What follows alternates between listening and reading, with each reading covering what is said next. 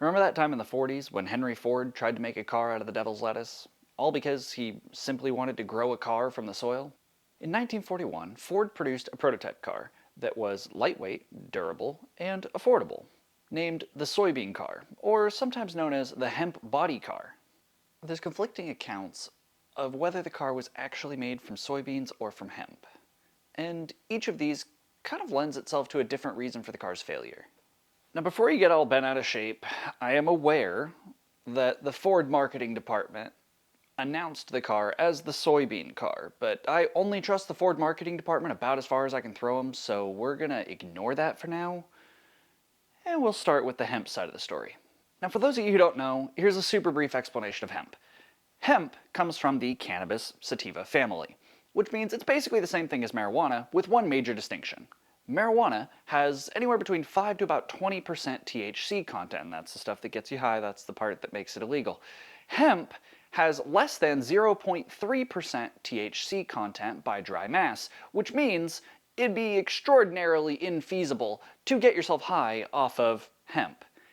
Hemp, however, is the more useful variant of the plant because it can be used to make things like textiles, fabrics, and plastics, as Ford was eventually going to try and use them for.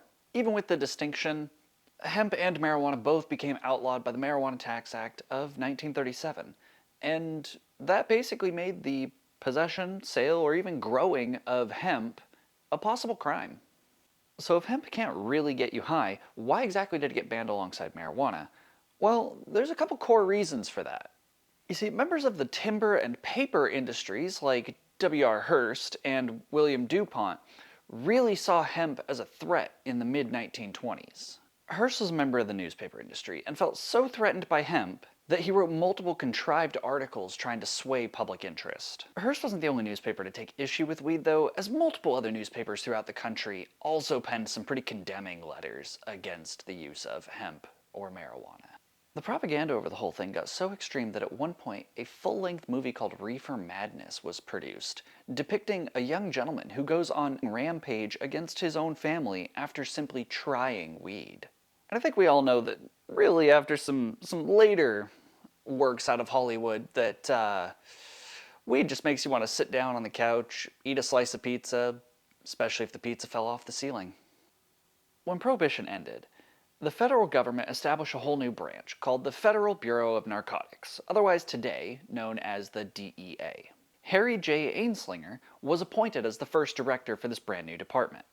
As the newly appointed director, Anslinger was heavily opposed to marijuana in general, and when he was called in front of Congress for the debate of the 1937 Marijuana Tax Act, he delivered some testimony that was both heavily misguiding and honestly deeply racial and doesn't necessarily bear repeating here on YouTube.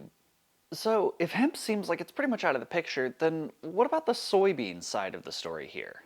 You see, soybeans can also be used to make the same types of composites used in car making.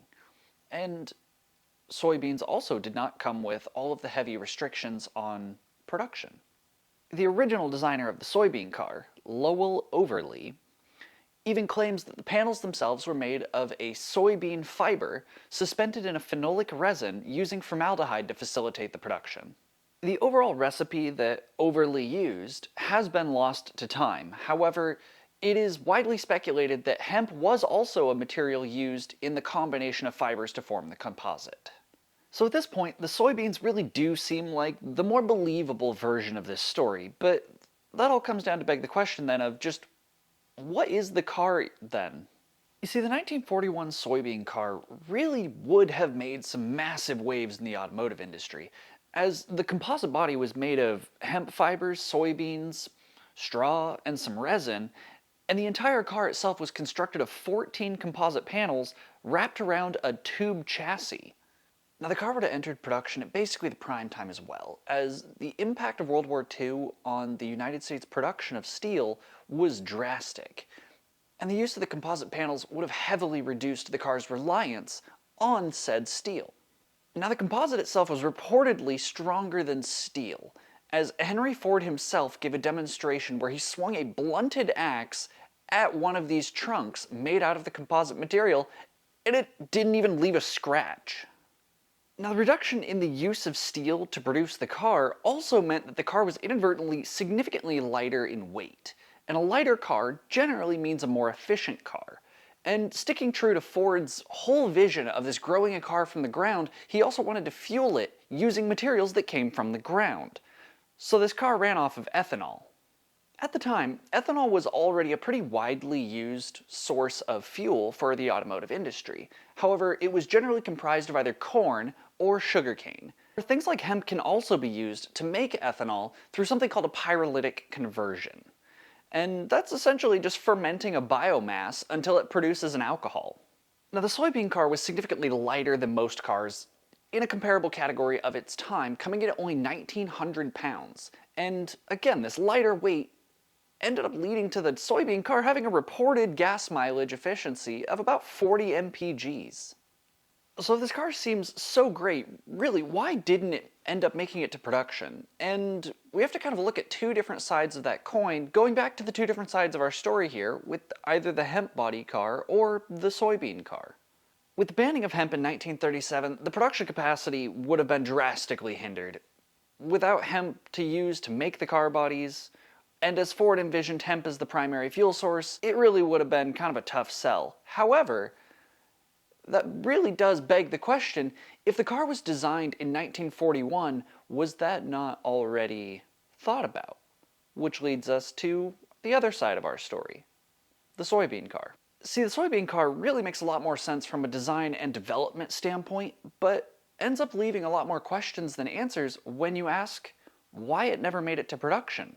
The only real speculatory information I could find in my research points towards the oil and steel industries having some pushback against the use of an agriculturally produced car.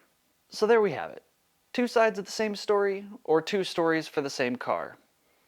You can decide, but when it kind of comes down to it, I tend to believe the soybean side makes a little bit more sense, even though it leaves me with some personal questions.